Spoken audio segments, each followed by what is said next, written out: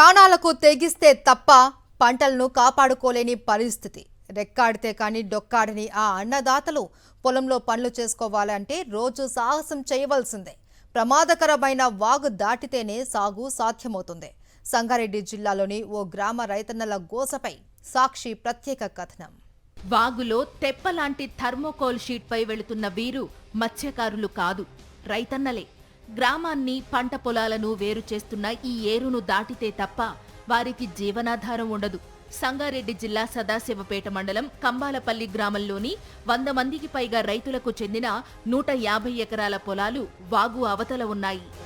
వర్షం వస్తే ప్రతి ఏటా ఇదే పరిస్థితి అని, 2 నుంచి 3 నెలల వరకు వాగు ఉధృతంగా ప్రవహిస్తూనే ఉంటుందని రైతులు వాపోతున్నారు. నాట్లు వేసిన రైతులు వ్యవసాయ పనులు చేసుకోవడానికి నిత్యం ఇలా తాత్కాలికంగా థర్మోకోల్ షీట్లతో చేసిన తెప్పలపై వెళ్లాల్సి వస్తోందంటున్నారు.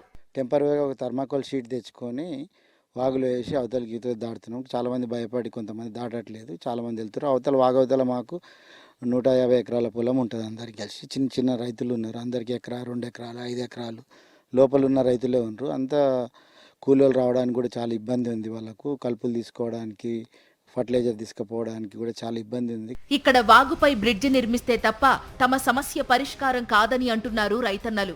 ప్రతి ఏటా వాగు దాటి పంట పొలాలకు వెళ్లడం ఇబ్బందిగా ఉందని అధికారుల దృష్టికి ఎన్నిసార్లు తీసుకువెళ్లినా ఎలాంటి స్పందన లేదని మండిపడుతున్నారు. ఇక్కడ మేము అవతల కౌలుకు చేస్తా భూమి. ఇప్పటి వరకు చెరుకు తోట దక్కిన ఫస్ట్ వర్షం రాకముందు పోయినాము, మందులు వేసినాము, అన్ని చేసినాము. ఇప్పుడు పోనీకే చాలా ఇబ్బంది అవుతుంది. పొలాలకు వెళ్లాలంటే ప్రమాదకరంగా వాగుని దాటాలని, లేకపోతే 10 కిలోమీటర్లు చుట్టూ తిరిగి పొలాలను చేరుకోవాలని ఆవేదన వ్యక్తం చేస్తున్నారు. అటు వాగును దాటలేక, ఇటు వ్యవసాయం చేయలేక కొంతమంది రైతులు అతి తక్కువ ధరకే పంట పొలాలు అమ్మేసుకుంటున్నారని అన్నదాతలు వాపోతున్నారు. నాకున్నది ఎకర చేను ఆగావాల, ఆగొస్తే ఇదే ప్రాబ్లం ఉంటుంది. పోవాలంటే అనంత సాగర్కి వెళ్ళి పోతాము. పోకూడదు అనుకుంటే చేను బీడ పడుతున్నది. మా పరిస్థితి ఇది ఏమది. దీనికి ఒక పరిస్థికాయం మీరు చేసి ఇంత పిర్జో ఏదో కట్టిస్తే మేము అవతలకి దాటే ప్రయత్నం చేసుకొని పంట పండించుకొని బతుకుతాం.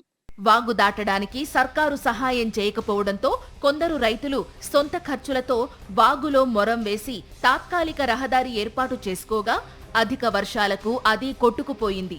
దీంతో థర్మాకోల్తో తెప్పలాంటి ఒకదాన్ని ఏర్పాటు చేసుకుని వాగు దాటుతున్నామని వాపోతున్నారు. పంట పొలాలే ప్రాణంగా బతికే తమకు వాగు వల్ల ఎప్పుడు ఏ ప్రమాదం జరుగుతుందో అన్న భయం వెంటాడుతోందని ఆవేదన వ్యక్తం చేస్తున్నారు రైతన్నలు. ప్రభుత్వం ఇప్పటికైనా దయతలిచి వాగుపై బ్రిడ్జి వేయాలని వారు కోరుతున్నారు.